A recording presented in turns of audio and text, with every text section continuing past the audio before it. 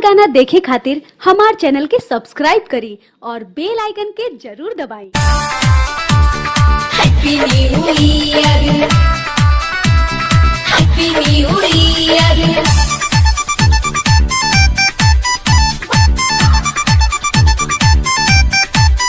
नया साल में नया दोस्त बना लिया, नया साल में नया साथी बना लिया। मैंने प्रेम रतन धन पा लिया रे, मैंने प्रेम रतन धन पा लिया। फूल खुशी का दिल में खिला लिया, फूल खुशी का दिल में खिला लिया, फूल खुशी का दिल में खिला लिया, फूल खुशी का दिल में खिला लिया। मैंने प्रेम रतन धन पा लिया रे, मैंने प्रेम रतन धन पा लिया रे, मैंने प्रेम रतन धन पा लिया।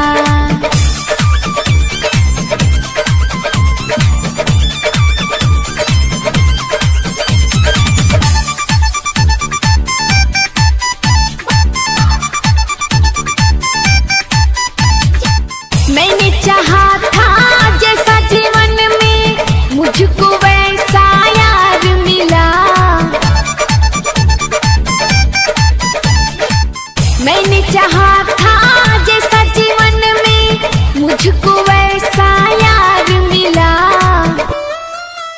दोनों हाथों में मेहंदी रचा लिया, दोनों हाथों में मेहंदी रचा लिया।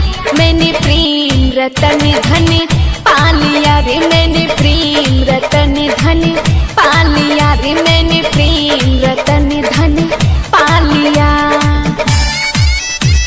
Happy new year, happy new year.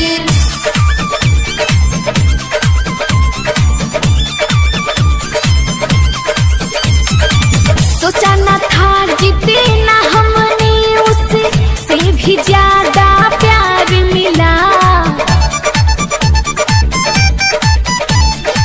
सोचा न था जितना हमने उससे भी ज्यादा प्यार मिला। तहे दिल हमने उनको गले लगा लिया, तहे दिल हमने उनको गले लगा लिया। मैंने प्रेम रतन धन पा लिया रे, मैंने प्रेम रतन धन पा लिया रे, मैंने प्रेम रतन धन पा लिया।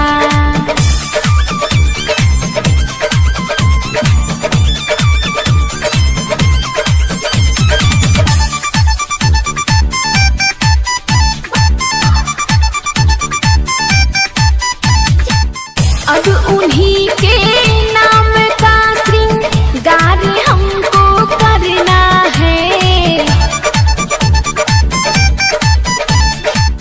अब उन्हीं के नाम का श्रृंगार हमको करना है। शशि काका पुजारी ने साथ दिया, साथ पाके नैना किस्मत जगा लिया रे। मैंने प्रेम रतन धन पा लिया रे, मैंने प्रेम रतन धन पा लिया रे, मैंने प्रेम रतन धन पा लिया। नया साल में नया दोस्त बना लिया, नया साल में नया साथी बना लिया।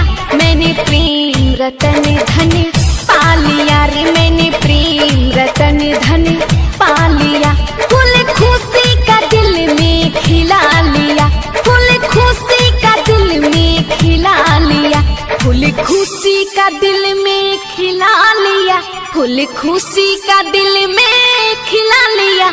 मैंने प्रेम रतन धन पा लिया रे, मैंने प्रेम रतन धन पा लिया रे।